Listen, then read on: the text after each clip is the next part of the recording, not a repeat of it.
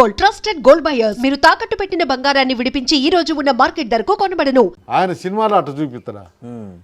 అది అట్లాంటి కాకుండా సినిమా థియేటర్కి వీలేదని చెప్పి నేను చాలా సీరియస్గానే చెప్పాను.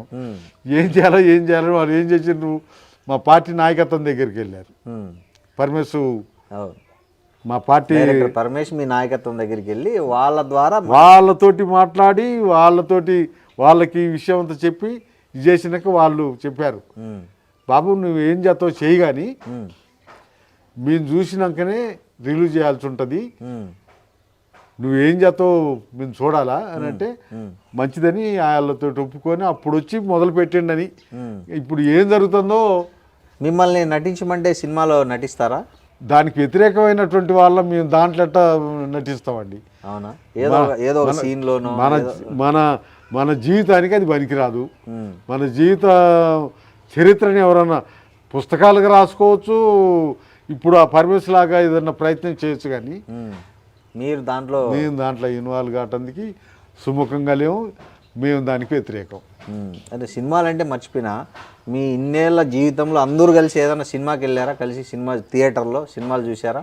అటువంటిది ఎప్పుడు అటువంటి ప్రయత్నం చేయలేదు ఇప్పటి వరకు. మా పిల్లలు ఏమన్నా ఎప్పుడన్నా పోయి చూస్తాను, కానీ మీరు ఎప్పుడు ఇప్పటి వరకు సినిమా థియేటర్ మొహం చూడలే? లేదు. ఎందుకు? ఒకసారి మా పార్టీ సినిమా చైనాకు సంబంధించిన సినిమా తీసుకొచ్చి ఫ్రీగా అందరికి చూపించారు, జనమంతా చూశారు.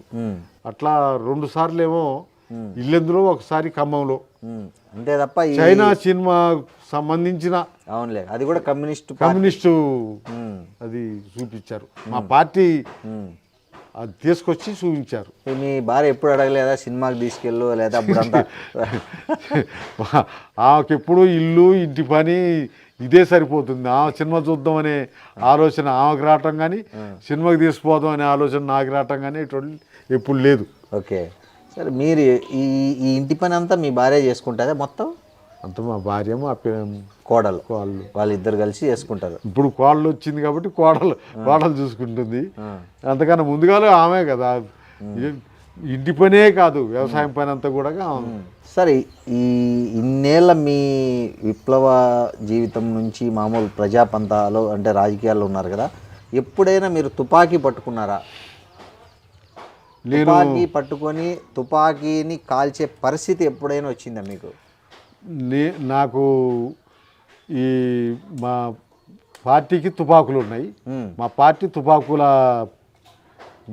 పార్టీ కానీ తుపాకు పట్టే అవకాశం కానీ, తుపాకు ముట్టే అవకాశం కానీ, తుపాకు దగ్గరికి పోయే అవకాశం కానీ నాకు రాలేదు. నన్ను ఎప్పుడు నా పార్టీ ఆ వైపు నడిపించలేదు. ఇక్కడికి ఈ అడవుల నుంచి ఆర్గనైజేషన్గా కార్యకర్తలు ఇటు వచ్చారు, వాళ్ళతోటి మేము తిరిగాము, వాళ్ళతోటి సంబంధాలు ఉన్నాయి, కానీ ఆ దళాల దగ్గరికి ఆ తుపాకుల దగ్గరికి మేము ఎప్పుడు పోయే అవసరం రాలే. జనరల్గా మీరు ఇంట్లో ఏ దేవుణ్ణి పూజిస్తారు? మా ఏల్పులు అని అంటారు. మా ఏల్పు ఇప్పుడు సమ్మక్క సారక్క ఆ దేవుళ్ళని. మీ కులదైవము ఏల్పులు అంతే. ఎక్కడుంది గుడి ఉందా? మాకు గుళ్ళు గిట్ట ఏం లేవు. మా వాళ్ళు ఈ ప్రాంతంలో ఉన్నటువంటి మా వాళ్ళందరూ 3 సంవత్సరాలకు ఒకసారి ఇక్కడ ఈ ఇల్లెందు మండలంలో మాణిక్యారం గ్రామం అని ఉంది, ఆ గ్రామం కాడ అందరూ అక్కడికి చేరుకొని అక్కడ 3 రోజులు ఫుల్ ఆ కార్యక్రమం నిర్వహించుకొని మళ్ళీ ఇటువలటి వెళ్ళిపోతారు.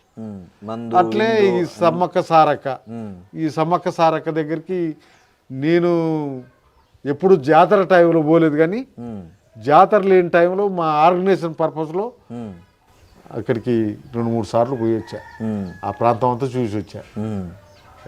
సో మీరు ఈ మందు విందు అన్నీ చేసుకుంటారా జాతరలో? అన్నీ ఉంటాయి. మీరు ఏమన్నా? నేను దానికి దూరము. మీరు మందు తాగరు? అది చిన్నప్పటి నుంచే తాగరు. జనరల్గా ఈ కోయ ఈ జాతుల్లో మామూలుగా ఇప్పసారా ప్రతిదానికి ప్రతిదానికి ప్రతి కార్యక్రమానికి అది ఉంటుంది, లేకుండా అది అది లేకుండా ఉండవు ఉమ్. ఏం చేస్తారు. మీరు మాత్రం నేను చిన్నప్పటి నుంచి అటువంటి అలవాటు లేదు. మా తాత మా నాన్న ఉమ్, వాళ్ళు తాగేవాళ్ళు. ఉమ్. ఈ ఇప్ప పువ్వులు మేము అవును ఇప్పసారా ఇప్ప పువ్వులు సేకరించేవాళ్ళం. ఉమ్, ఇంకో నెల రోజులైతే ఇప్ప చెట్లకు పువ్వులు వస్తాయి. ఉమ్, అవి ఒక నెల రోజుల దాకా రాలుతూ ఉంటాయి. ఒక చెట్టు ఉమ్, రోజువారీగా పూలు రాలుస్తుంది ఉమ్, నెల రోజుల దాకా. ఉమ్, అట్లాంటి ఇప్ప పూలని మా అమ్మ మా నాయనమ్మ ఉమ్, సేకరించేవాళ్ళు. మేము వాళ్ళతోటి పాటుగా మేము పోయేవాళ్ళం వాటిని సేకరించడానికి. ఉమ్, అట్లా సంవత్సరానికి 2 క్వింటాలు 3 క్వింటాలు సేకరించేవాళ్ళు. ఉమ్, మా వాళ్ళు సారా తయారు చేసేదానికన్నా ఉమ్. ఎండాకాలం ఏమో ఉడకబెట్టి తినేవాళ్ళం ఇప్ప పూలని పూలని. బాగుంటుందా? బ్రహ్మాండంగా ఉంటాయి. నేను ఫస్ట్ మీరు రాగానే మీకు చెప్పింది చాలా కటు రోజులు అన్నానే. అవును. గడ్డలు దోకొచ్చి పెట్టేవాళ్ళు మా నాయనమ్మ మా అమ్మ. ఉమ్, ఆ ఇప్ప పూలని ఉడకబెట్టి పెట్టేవాళ్ళు. ఉమ్, ఈ వానకాలం మొదలైతే ఉమ్, ఈ పువ్వు గంపల్లో దాచి పెడతాం కదా, ఉమ్, మెత్తగా అయింది. ఉమ్. ఎండాకాలం ఏమో గట్టిగా గట్టిగా ఉంటుంది, ఉంటుంది. మంచిగా ఉడకబెట్టుకొని తింటారు. ఉడకబెట్టుకొని తినేవాళ్ళం. ఉమ్, ఈ వానకాలం మొదలు కాగానే ఈ వాతావరణంలో మార్పులు రాగానే మెత్తగా అయ్యేది. ఉమ్, అప్పుడు ఏంపుకొని తినేవాళ్ళం. ఉమ్, ఏంపుకొని ఉమ్, మన జొన్నలు మొక్కజొన్నలు ఉమ్, నువ్వులు ఉమ్, వీటిని ఏంపి పిండి కొట్టుకొని ఉమ్, ఈ ఇప్ప పూలు ఏంపిన ఇప్ప పూలని ఈ పిండిని కలిపి కొడితే ఉమ్, మనం ఇప్పుడు లేవిడీలు చూస్తున్నామా, ఉమ్, లేవిడీలు లాగా తయారయ్యేది. ఉమ్, ఆ లేవిడీలు లాగా ఉంటే తినేవాళ్ళం. ఉమ్, వాటిని తినుకుంటూ మేము మా ఇంట్లో తయారైనటువంటి ఉమ్, అంబలి తాగుకుంటూ వాటిని తినుకుంటూ ఇది చేసేవాళ్ళం. అట్టా ఆ కరువుల్ని అధిగమించాం. అట్లా మా కుటుంబమేనా అనే దానికి వస్తే మా జాతి ఈ ఏజెన్సీలో ఉన్నటువంటి ప్రజలు అందరూ ఆ రకమైనటువంటి తాగాలని ఎవరు ఒత్తిడి తేలేదా మీ మీద? ఎమ్మెల్యే అయినప్పుడు కానీ ఏదైనా పార్టీల్లో అక్కడ ఇక్కడ మంది వాళ్ళందరూ తాగేవాళ్ళు.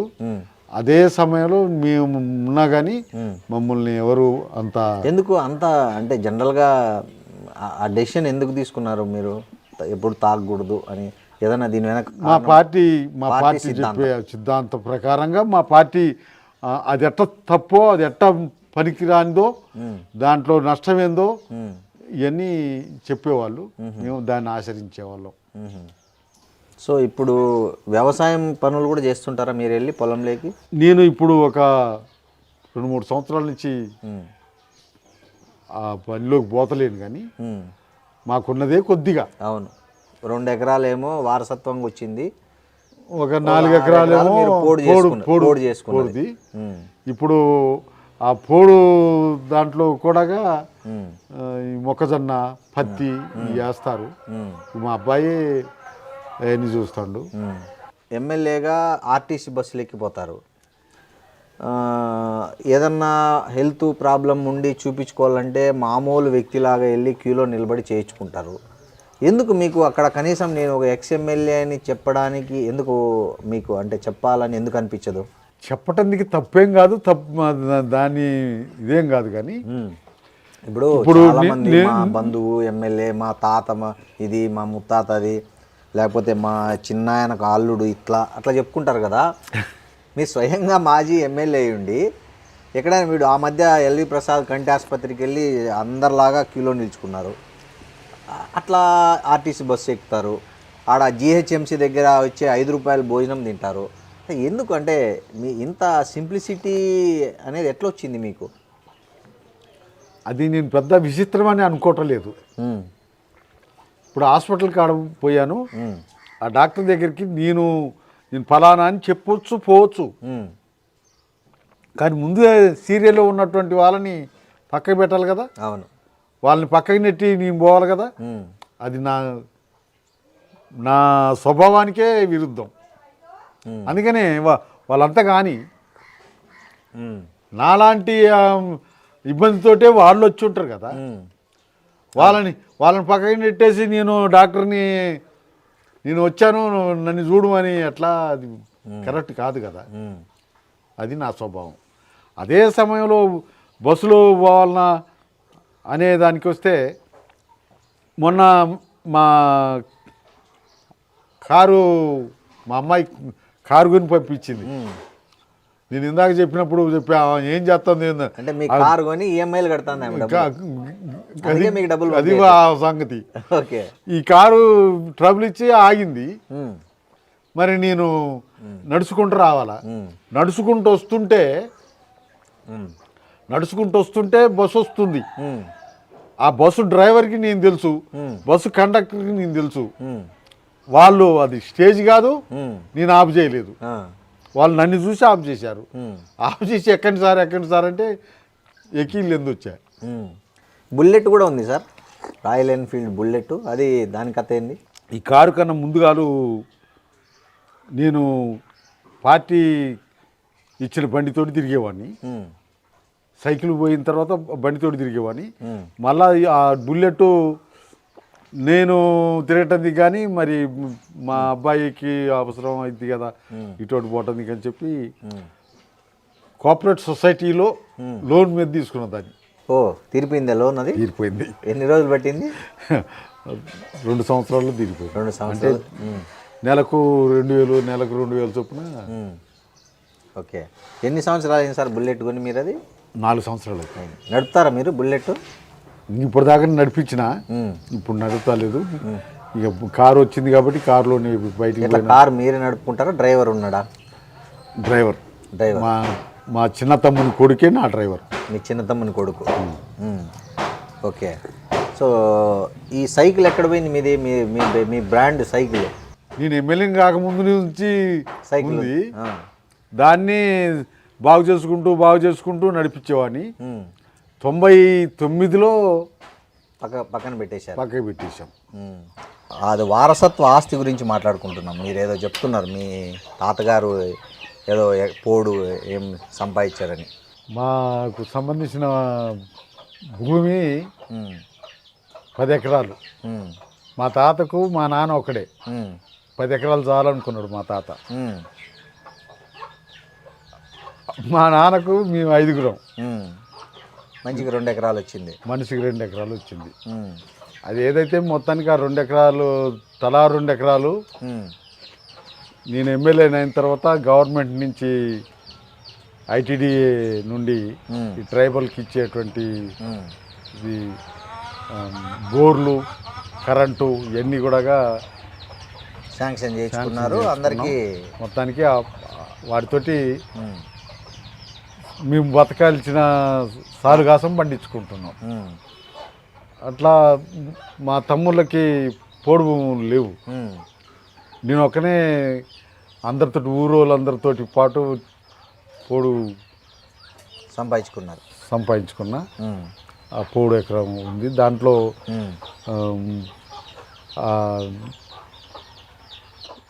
ఐటీడీ నుంచే పసిడి వనం స్కీమ్ అని మామిడి చెట్లు ఇచ్చారు. ఆ మామిడి చెట్లు పెట్టా. ఇప్పుడు పోల్లో ఆ మామిడి చెట్లు పెట్టిన దగ్గర నుంచి అవి కాపుకి వచ్చిన దగ్గర నుండి మంచి టైంలో మబ్బులు వచ్చేస్తాయి. మబ్బులు వచ్చేస్తే మామిడి చెట్లు పూత రాలిపోవడము. అవును, దాని పూత రాలిపోకుండా మందులు కొడతారు. మీరే మందులు కొట్టరు? మందులు కొడతాను కానీ ఆగటాలే. ఆ టైంలో మబ్బులు రాకూడదట. మబ్బు వస్తే కాబట్టి అనువైంది కాదు. అవును. సో ఈ కార్ ఏదైతే ఉందో మహీంద్రా XUV మీ కూతురు ఎవరైతే ప్రొఫెసర్ ఉన్నారో ఆమె తీసిచ్చారు ఇది. అవును. సో దీనికి కూడా జెండా బాగానే తయారు చేయించారే, పార్టీ జెండా. అది బండి ఆమె అప్పు చేసి బండి కొనిస్తే ఇప్పుడు నేను అప్పుల పాలవుతున్నా. నాకొచ్చే పింఛన్ డబ్బులు అన్నీ కూడా డీజిల్కి రిపేర్లకి సరిపోవటాలే. ఇది అప్పు ఉందంటారు, మీకు నిజమేనా? ఎంత అప్పు ఉంది? అప్పు ఈ వ్యవసాయానికి సంబంధించినటువంటి అప్పే.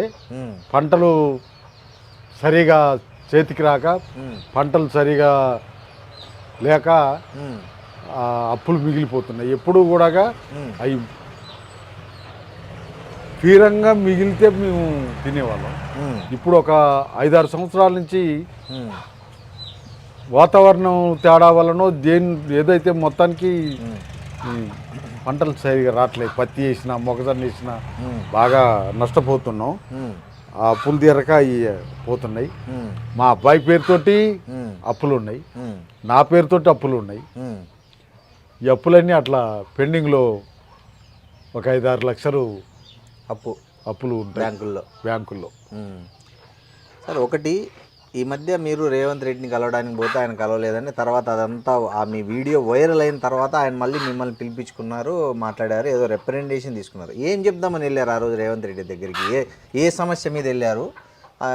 చివరికి ఆ సమస్య చెప్పారా? ఇక సమస్యలు నిరంతరం మాకు ఎప్పుడు సమస్యలు ఉంటాయి.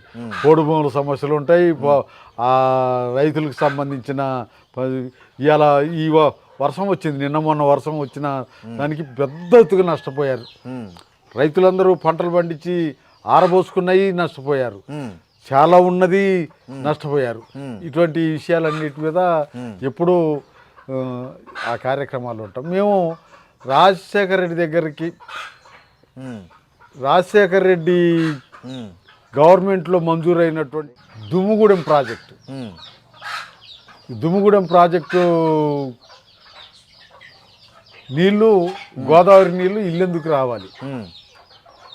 ఆ రాజశేఖర రెడ్డి గారు దానికి మంజూరిచ్చి నిధులు కేటాయించి పనులు మొదలుపెట్టితే ఫస్ట్ ఫేజ్లో ఇల్లెందుకు నీళ్లు రావాలి.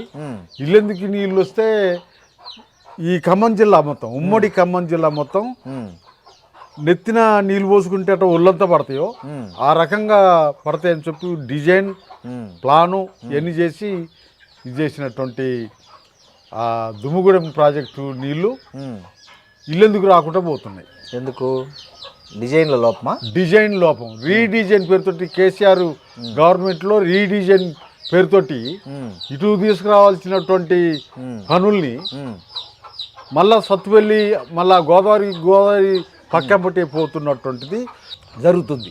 అందుకనే కేసీఆర్ గారికి కలవటానికి వీలు కాలే. ఇక్కడ అన్ని పార్టీలతోటి అఖిలపక్షంగా ఏర్పడి కేసీఆర్ గారికి రిప్రజెంటేషన్ రేవంత్ రెడ్డికి ఇచ్చారు. రేవంత్ రెడ్డి వచ్చిన దగ్గర నుండి ఆయన్ని కలవటానికి, ఆయనకి రిప్రజెంట్ చేయడానికి 5-6 సార్లు పోయాం. ఎప్పుడు పోయినా కానీ ఒక 15-20 వేలు ఖర్చు అవుతుంది. లాస్ట్కి ఒకనాడు ఇక ఏం చేస్తాము అని చెప్పి, నాకు ఇంత ఇదిగా ఉంటుంది అనుకోలేదు. గవర్నమెంట్ అధికారులు పాలకులు ఇట్టుంటారు అనుకోలే. నేను ఎన్టీ రామారావుని చూసిన, చంద్రబాబుని చూసిన, చెన్నారెడ్డిని చూసిన, కోట్ల విజయభాస్కర్ రెడ్డిని చూసా, రాజశేఖర్ రెడ్డిని చూసా. ఎవరి దగ్గరికి నేను ఎప్పుడన్నా మేము ఏదన్నా మా సొంత పనికో లేకపోతే పైరవీలకు పోం కదా, ప్రజా సమస్యల మీద పోయేవాళ్ళం. ఆడికి పోయి మా కార్డు చూపించేవాళ్ళం, మా కార్డు చూపిస్తే పంపించేవాళ్ళు, పోయి కలిసి మాట్లాడి వచ్చేవాళ్ళం. అటువంటిది కేసీఆర్ దగ్గర నుండి మొదలుకొంటే రేవంత్ రెడ్డి దాకా అసలు వాళ్ళని కలవటానికి వీలు కావట్లే. నేను ఆయన ఇంటి దగ్గర రోడ్డు మీద నిల్చున్నప్పుడు మరి ఎవరో మొత్తానికి మా ఫోటో తీసి పెట్టారు, మీ ఫోన్లలో పెట్టారు. నేను ఇక ఆయన వెళ్ళిపోయిండు ఇంట్లో నుంచి. వెళ్ళిపోయిన తర్వాత ఇక లాభం లేదులే, పోదాం పండి అని చెప్పి మేమందరం మళ్ళా కారు ఎక్కి హైదరాబాద్ నుంచి బయలుదేరినాం.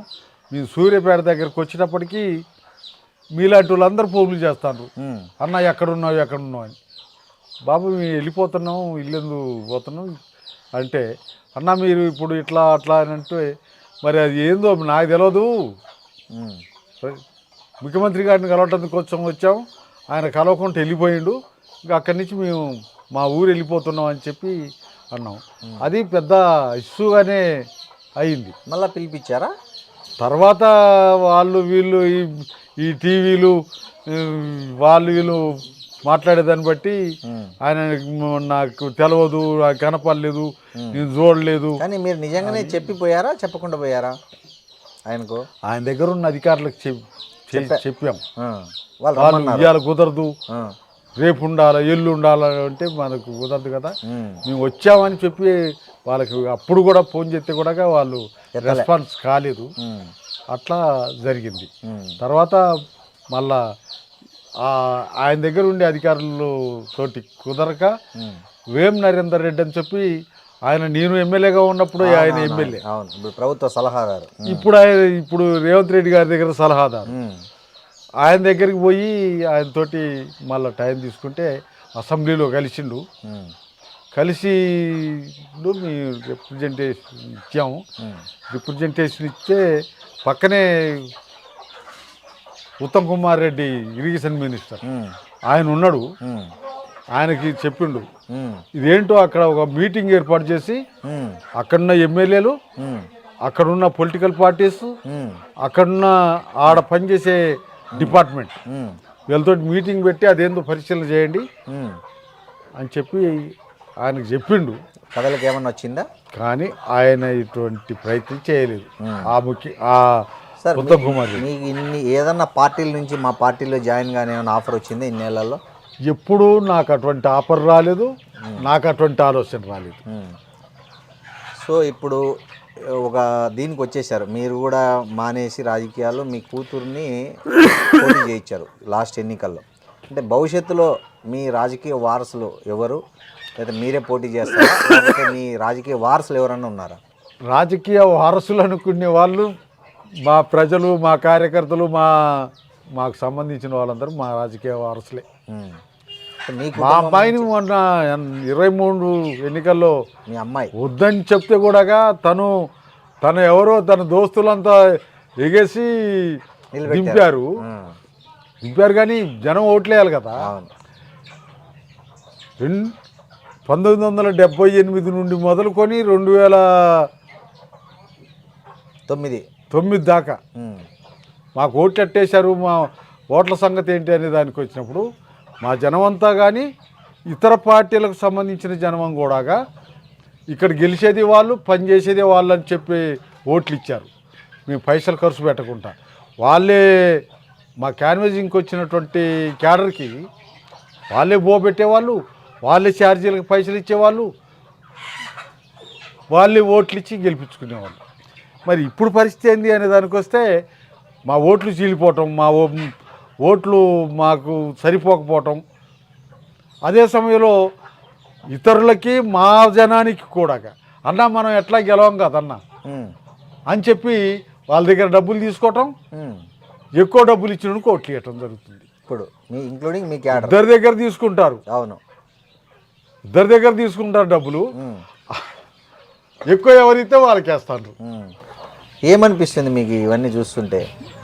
మేము చెప్తుంటాం డబ్బులు తీసుకోవటం కానీ వాళ్ళు ఇవ్వటం కానీ కరెక్ట్ కాదు, మంచి తప్పు కదా అని అంటే ఏముందన్న వాళ్ళు ఏమైనా కష్టపడి సంపాదించారా?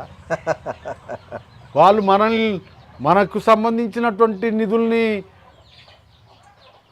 కాజేసే వాళ్ళే కదా, కాజేసి కూడబెట్టుకునే వాళ్ళే కదా, ఆ పద్ధతుల్లో దాచుకున్నోలే కదా. ఏం మనకు ఇవాళ తీసుకుంటే తప్పేంటి అని చెప్పి మనం తీసుకుంటే తప్పేంటి అని చెప్పి మాతోటి అనడమే కాకుండా వాళ్ళని డిమాండ్ చేస్తున్నారు కూడా. నాకు ఇస్తావా వస్తావా, ఎంత ఇస్తావు, ఇంత ఇయ్యాలా, ఈ పద్ధతుల్లో జరుగుతుంది. ఇది కొన్ని రోజులు నడుస్తుంది.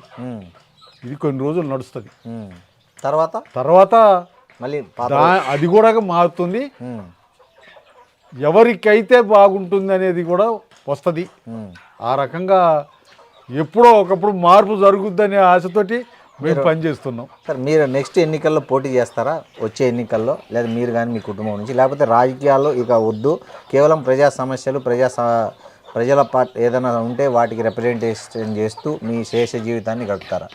రాజకీయాల్లో ఉంటాం, ఎన్నికల్లో పాల్గొంటాం, గెలుస్తాం ఓడతాం. ఓడిపోతే జనంలోనే ఉంటాం, గెలిస్తే జనంలోనే ఉంటాం. ఆ పద్ధతుల్లో ఎప్పుడు ఉంటాం. అయితే నేనే నిలబడతా, నన్నే నిలబెట్టు అనేటువంటిది మాకు లేదు. ఓకే. మా పార్టీలో. పార్టీ ఎవరు నిలబెట్టి పార్టీ డిసిషన్ తీసుకుంటుంది. పార్టీ ఎలా నిలబెట్టాలన్నా, పొలైన్ నిలబెట్టాలన్నా, ఎక్కడి నుంచి నిలబెట్టాలా, ఆ పద్ధతుల్లో పార్టీ ఆలోచిస్తుంది, పార్టీ తీసుకుంటుంది. నేనే నిలబడతా, నన్నే నిలబెట్టండి అనేటువంటిది ఉండదు.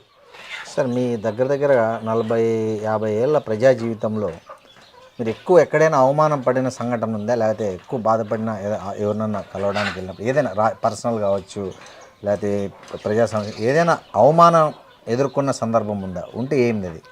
నేను నిజంగానే వెనకబడ్డటువంటి పేద కుటుంబం నుంచి వచ్చినటువంటి వాడిని, ఆ వెనకబడ్డ ప్రజల కోసం పనిచేస్తున్నటువంటి పార్టీ ఆర్గనైజేషన్లకి వచ్చిన నాటి నుండి పోలీసుల అరెస్టులు, నిర్బంధం ఇవన్నిటిని ఎదుర్కొన్నా. ఎమ్మెల్యేగా ఉండి కూడా తన్నులు తిన్నా, సర్పంచ్గా ఉండి కూడా తన్నులు తిన్నా. నేను వాటిని అవమానంగా మరి భావిస్తలేను, సంతోషంగా భావిస్తలేను. ఇప్పుడు విద్యుత్ ఉద్యమం టైంలో దెబ్బలు తిన్నారా?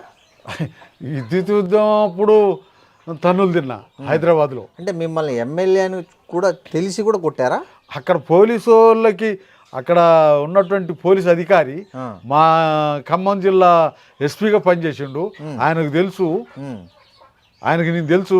ఎవరైనా? ఆయన పేరేదో ఉందండి, గుర్తులేదు. ఆయనకు తెలుసు, ఆయన దగ్గర నుండి కొట్టి ఇచ్చిండు మిమ్మల్ని. అవును. అట్లా మీరు చెప్పలేదా కొట్టేటప్పుడు నేను ఎమ్మెల్యే, నన్ను ఎందుకు కొడతారని? అసలు ఎమ్మెల్యే అయితేంది, ఎవరైతేంది, అక్కడ ఉన్నటువంటి జనాన్ని చెదరగొట్టాలి. చెదరగొట్టాలంటే లాఠీ చార్జ్ చేయాలి. లాఠీ చార్జ్ చేయటం ఎమ్మెల్యే ఉన్న కొడతారు. కానీ ఇప్పుడు అట్లా జరగట్లేదు కదా. ఇప్పుడు జనరల్గా ఇప్పుడు రాజకీయాల్లో కార్పొరేటర్లను కూడా ఎవరు టచ్ చేయట్లేదు కదా. అంటే మేము ఇప్పుడు దాంట్లో లేవు. 2009 నుండి ఆ రంగంలో లేవు.